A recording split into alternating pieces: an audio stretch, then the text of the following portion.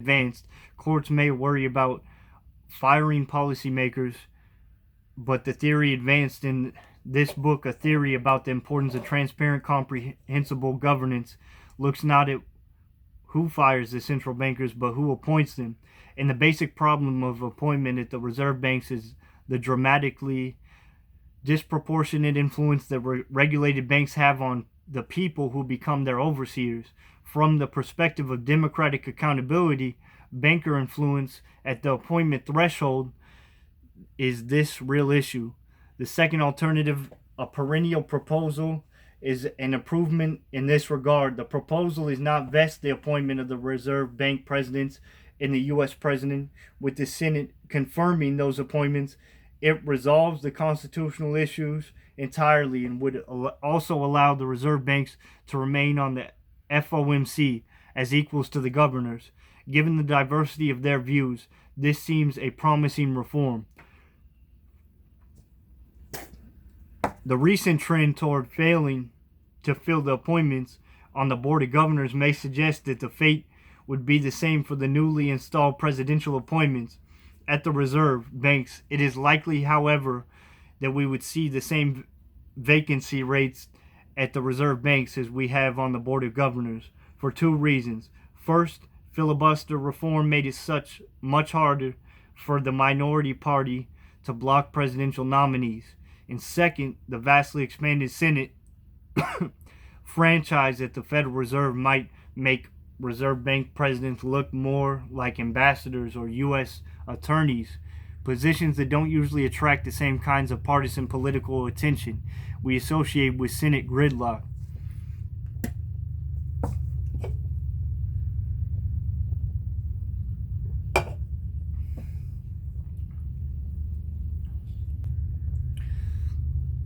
There are, however, two major problems with this proposal. First, it would almost be sentimental, eliminating the differences between the reserve bank's presidents and the board of governors in all but name. If all members of the FOMC become presidential appointments, what then would be the difference between the governors and the reserve banks?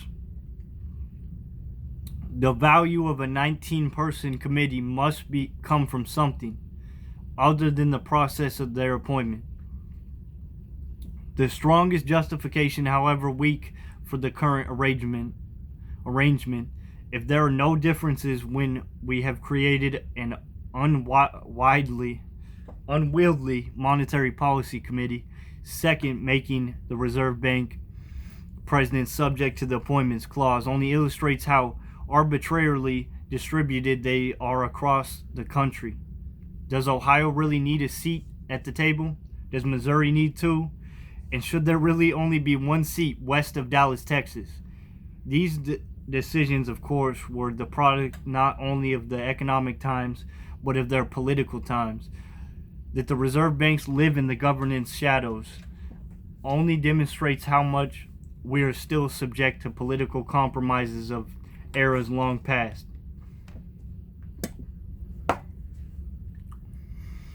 The third proposal is a variation on this theme. Senator Jack Reed, D. Rhode Island, has proposed making the president of the Federal Reserve of New York a Senate-confirmed presidential appointment, but leaving the other reserve banks alone. The idea here is that, given its location and the private banks under its supervision, the Federal Reserve Bank of New York and its president are by far the most important players in the system from both banking and monetary policy perspectives.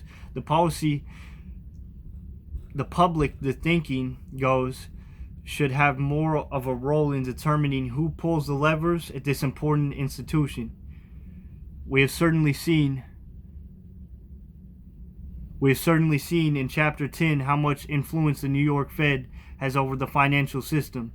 That said, there are three reasons to be skeptical of this New York Fed only approach. First, it does nothing to the larger constitutional defect. It's probably useful to have the vice chair of the FOMC, by tradition, the New York Fed president under presidential appointment.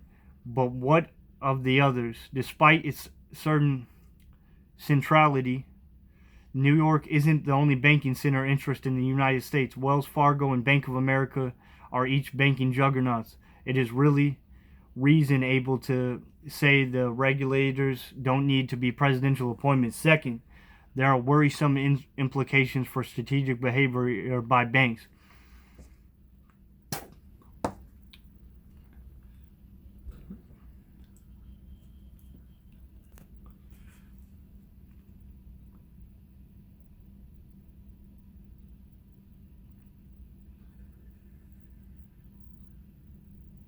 Seeking more sympathetic regulatory treatment by changing their seat of incorporation out of New York and into another district.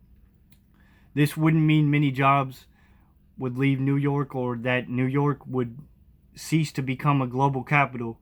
It would just mean that banks would comply with legal requirements to move their identity to a more sympathetic reserve bank district where they could have a say in selecting their regulatory overseer.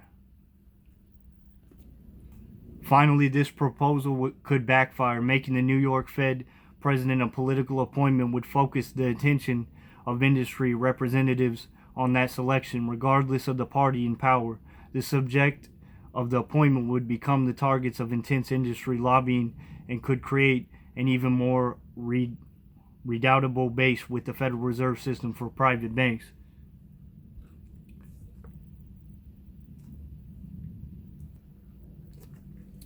There is a better way than these three approaches. We should reform the reserve banks by vesting the appointment and dismissal of the reserve bank's presidents in the board of governors. Here the constitutional problem is resolved, since there would no longer be multiple layers of removal protection, and the governance problem is resolved, since there would never be a question of whether the board of governors should be responsible for the failures of the reserve banks, the responsibility for any of the reserve banks. Actions would rest squarely at the governor's feet. A natural extension of this governance change would also be to remove the banks, reserve banks, from the Federal Open Market Committee. They could participate in deliberations, of course, but the proposal above would essentially turn them into branch offices of the Federal Reserve in the 12 cities where they are located. There's not much point in maintaining an equivalent policy role with their clear superiors on the Board of Governors. Further, consistent with Carter Glass's original conception, the board could then expand its presence even more evenly to other cities, even removing regional banks from places where they no longer serve a useful purpose. That way, we could revisit some of the decisions about the design of the system that were curious even in 1914 when they were decided. The elimination of the reserve banks from the FOMC would have another desirable outcome. It would change the identity of the vice chair of the FOMC, currently the president of the Federal Reserve Bank of New York, although again this is a tradition only. Indeed, even if this proposal were to render the reserve banks subordinate to the Board of Governors, revisiting the status of the vice chair of the FOMC would be desirable. The better candidate is the vice chair. The Fed already has the vice chair of the Board of Governors in 2015. The vice chair is Stanley Fischer, one of the most eminent scholars of macroeconomics of the last 40 years. His students have become important figures in macroeconomics in their own right, including former Fed Chair Ben Bernanke, President of the European Central Bank Mario Draghi, and economist and former Chair of the Council of Economic Advisors Greg Mankiw. What the fuck? Mankiw. Fuck it.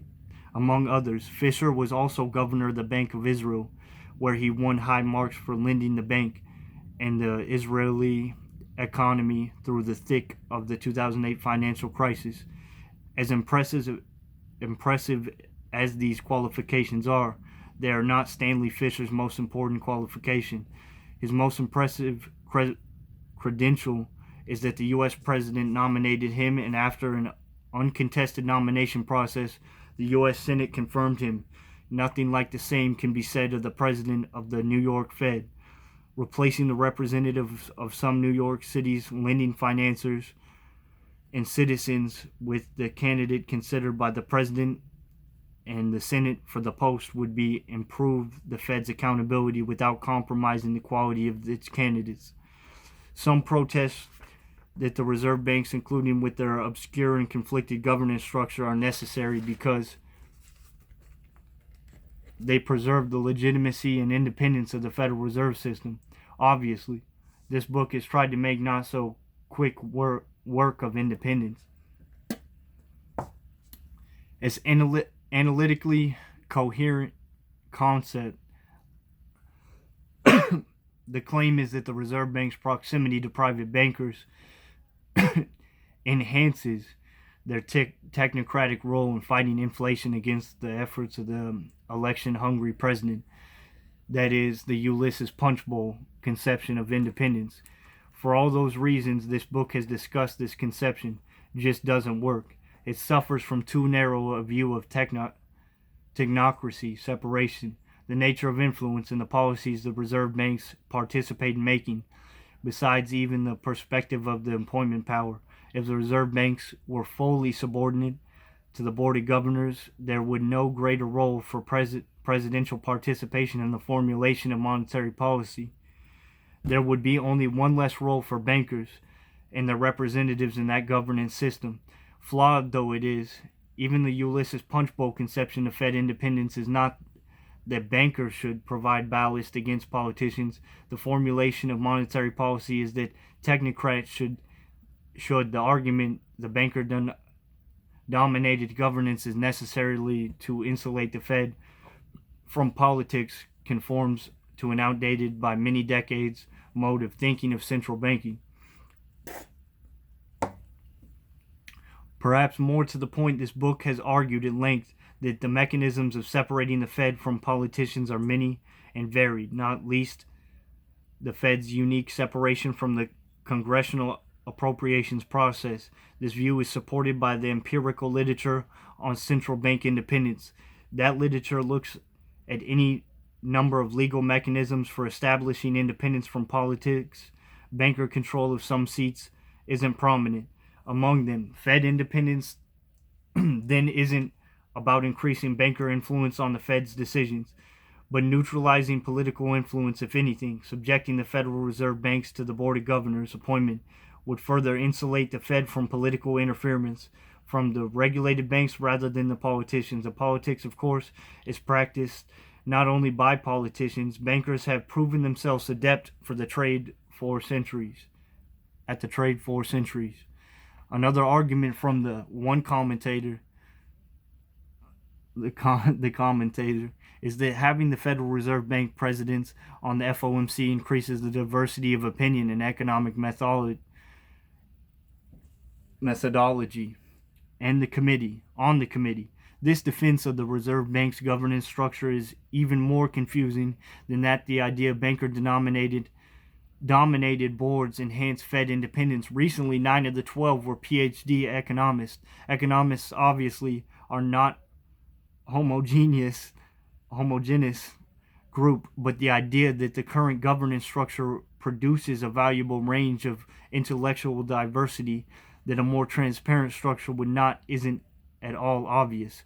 Certainly a centrally administered appointment system at the board could be much more sensitive to intellectual diversity than the decentralized process that currently exists.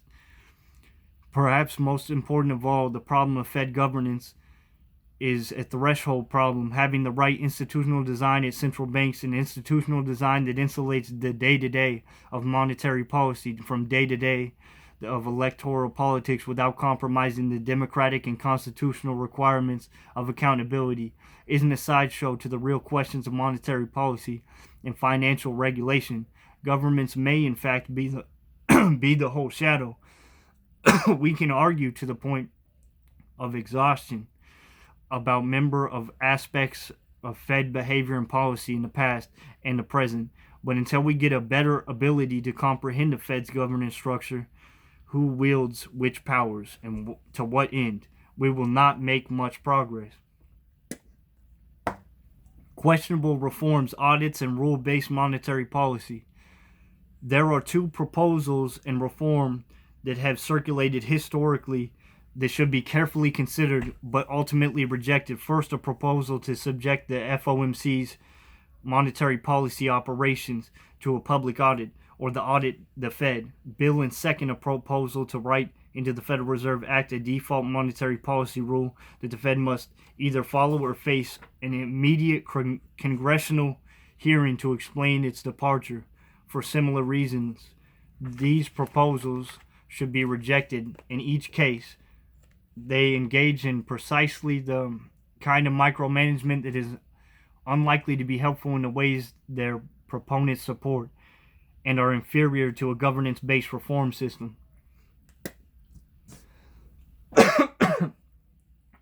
Audit the Fed. The first proposal is to subject the Fed to an annual transparent audit performed by the Government Accountability Office. Many within the Fed view the audit the Fed bills and their proponents with fear and loathing, and equate the practice with an end of the Fed independence. This characterization is misguided, at least in part.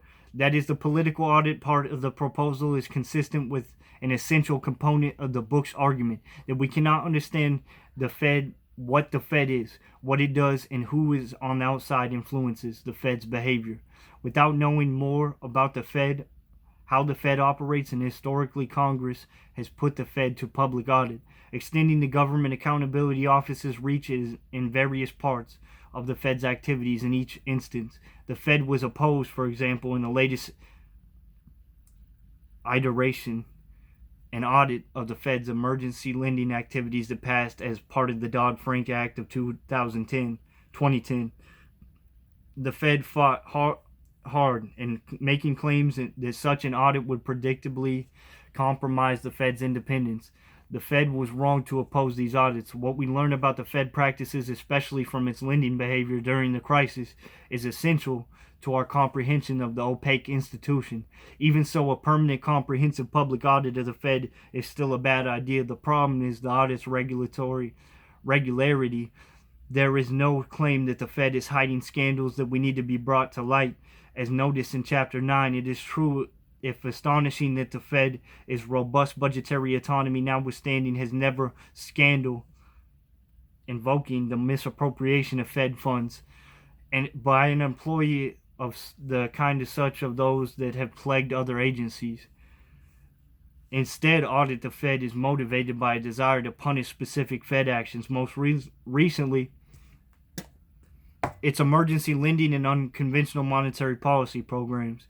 But there are better ways to make these changes. Simplify the Fed's governance structure, and then put inside the Fed those who are more likely to make alternative policies. If not, the risk is that members of Congress will use cherry-picked quotes and facts about the Fed's policies from the annual GAO audit to score political points and seek influence by the Fed by confusing the public and making the Fed appear more sinister or partisan than it is. For example, Senator Rand Paul, the leading congressional sponsor of the legislation in 2014 and 2015, defended the proposal by claiming that the Fed Reserve itself was approaching bankruptcy. There are serious discussions to have about the way that the Fed manages its own balance sheet. This is not one of them. We saw in Chapter 9 that Congress has many tools at its disposal to influence Fed policy, including legislative threats and committee hearings. Individual efforts by members of Congress who take an active interest in the Fed and propose legislation that threatens to limit the Fed's authority. A permanent public audit of the Fed's monetary policy adds little to that toolkit. It does, however, represent a threat for more political control without corresponding benefits of accountability. Monetary policy rules. The second of these proposals is similar. The proposal would require the Fed to adopt a monetary policy rule and explain why and how it deviates from it. The rule selected and written into the Federal Reserve Act is the so-called Taylor Rule, a model of monetary policy conceived by Stanford economist John B. Taylor. If adopted by legislation, would require the Fed to conform its monetary policies to an arithmetic formula that relates a number of variables, including the level of current inflation and unemployment, and targets for economic growth and inflation. The Fed would input a standard set of coefficients to its empirical determination of the economic indicators, inflation, unemployment, the output gap, and so forth. The equation would then produce an interest rate that the Fed would subsequently target. The Fed could also deviate from this rule, but only if it explained why or how within 48 hours. Each FOMC meeting, the committee would submit to the GAO its determination of the Taylor rule and be audited thereafter by the GAO. If the Fed deviated from the Taylor rule, the Fed chair would have to appear before a congressional committee to explain itself. This is a controversial bill for a good reason.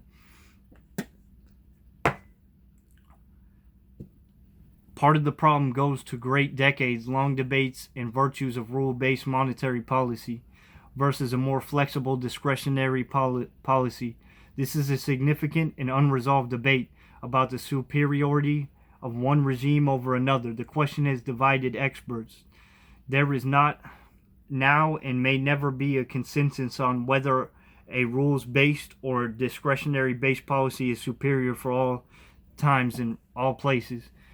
Indeed, the papers that first proposed the Taylor rule point to this reality. The first paper did not purport, P-U-R-P-O-R-T, purport to prescribe a policy rule, but to describe one, and did so on the basis of just a few years of data, specifically 1987 through 92, as a useful heuristic for guiding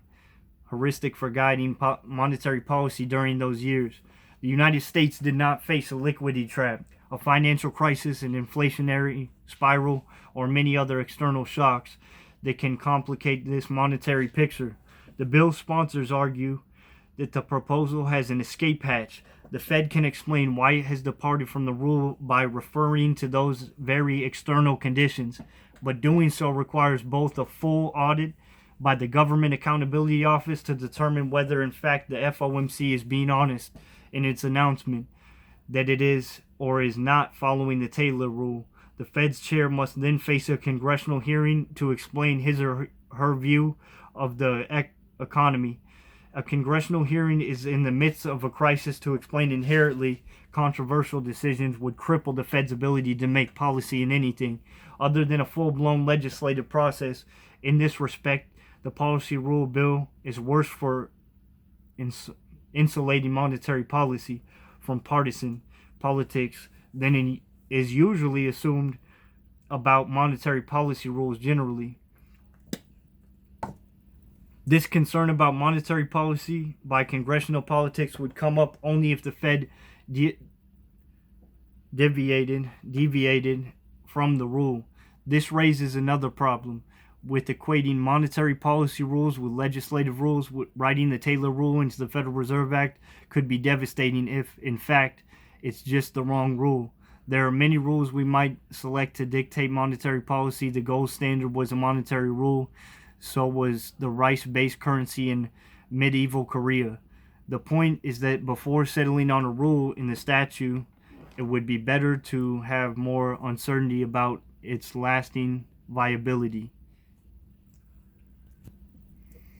The debate among economists about the superiority of rules-based versus discretion-based monetary policy will continue. This book does not attempt to contribute to that economic debate, but the policy rule proposal illustrates the problem with committing to statute the detailed policy wisdom of the day. Intricate rules like the one proposed in the Taylor rule are likely to have a life of their own in ways that its authors cannot predict. By writing the Taylor rule into the Federal Reserve Act, inserting the GAO into the monetary policy equation, and allowing congressional hearings immediately after the release of the FOMC decisions, there will be institutional consequences in the way that monetary policy is made.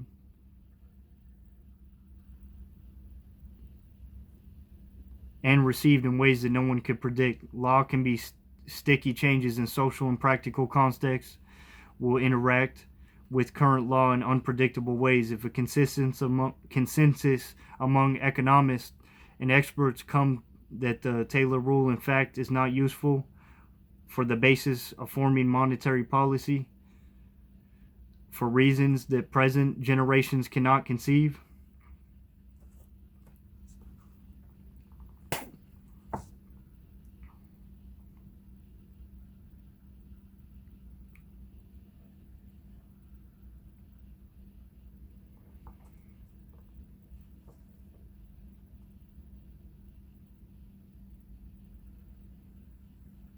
the statutory endorsement would remain. It is not enough to say that lawmakers would enact the next economic consensus. That's not the way that lawmaking works. As the continued structure and location of the Federal Reserve banks surely indicate,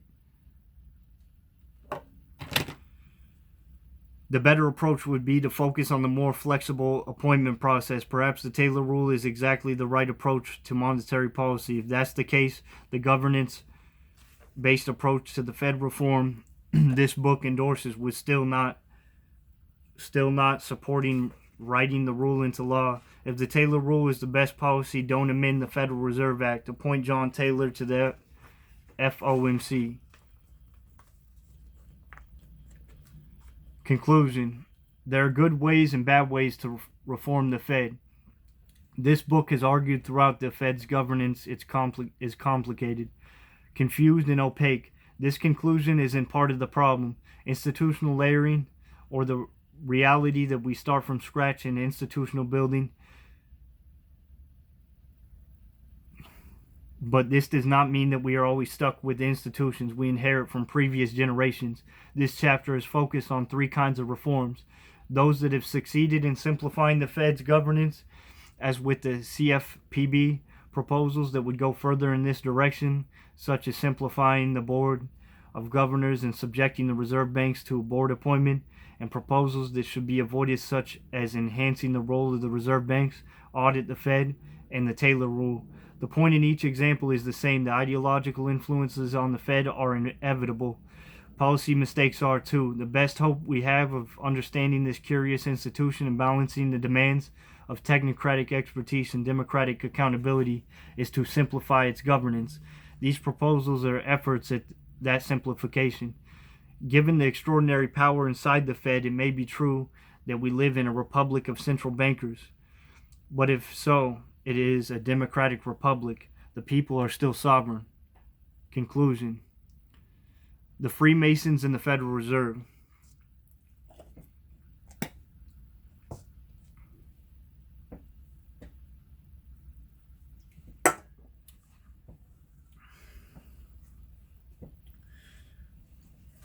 There has been so much fierce controversy as to this act of Parliament, and there still is so much animosity that a single sentence respecting it is far more interesting to very many than a whole book on any other part of the subject. Walter Bagot, 1873. In the fall of 2013, I presented an early version of this book in the beautiful cash room in the U.S. Treasury as part of the U.S. Treasury Historical Society Speaker Series. I told some of the stories and made some of the arguments that I present here about Mariner Eslis, the Fed's photo-Keynesian second founder and son of the Mormon West, about the undeniably iconic yet ambiguous and legally impotent Fed Treasury Accord, and about the incoherence of debating Federal Reserve independence. We have not resolved what exactly the term Federal Reserve even means. At the end of the talk, a young man in a nice suit approached me. He was enthusiastic, more than you would expect of someone who just heard rather academic arguments on a rather technical topic. He pumped my hand and thanked me purposefully, profusely, that for the presentation, explaining that he himself was a student of the Federal Reserve System and its history. Then in a hushed tone he asked, What do you think about the influence of the Masons on how the Fed controls the economy? I realized then, and I still feel fear now, that my hope to make nuanced and accessible arguments about a technical and complex institution could shade too easily in the minds of some readers, from critical to conspiratorial. At the time, I wanted to call this book Ulysses and the Punch Bowl, The Independence. Accountability and governance of the Federal Reserve. If for no other reason than to throw the conspiracists off the scent with a more obscure academic title, probably for the best. Others with much more sense, off how to market these things, pushed a different course. Although I very much want to reach people like my young interlocutor,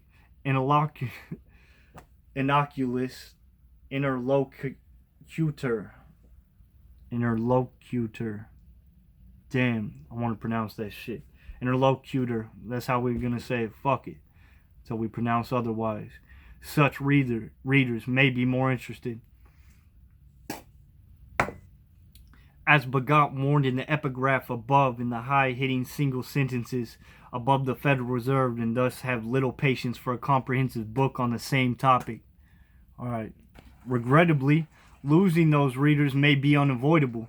The Fed attracts conspiracists better than most governmental agencies. Anyone who has pursued the HG 2500 section of the library will know that the shelves groan under the weight of the Fed conspiracy theories.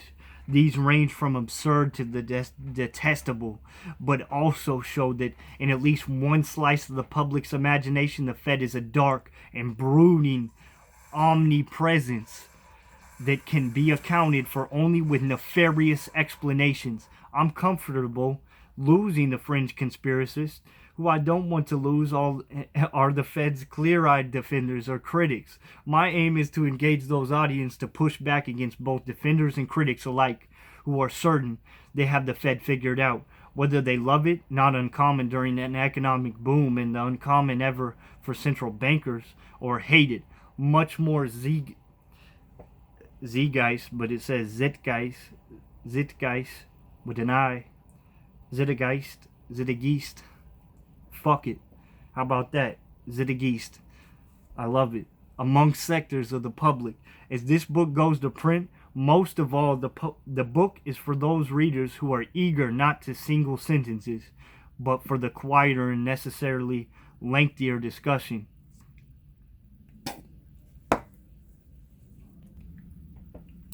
That's lengthier discussion has been an effort to break down the Fed's structure and functions, laws and traditions to challenge the prevailing ideas about independence, governance,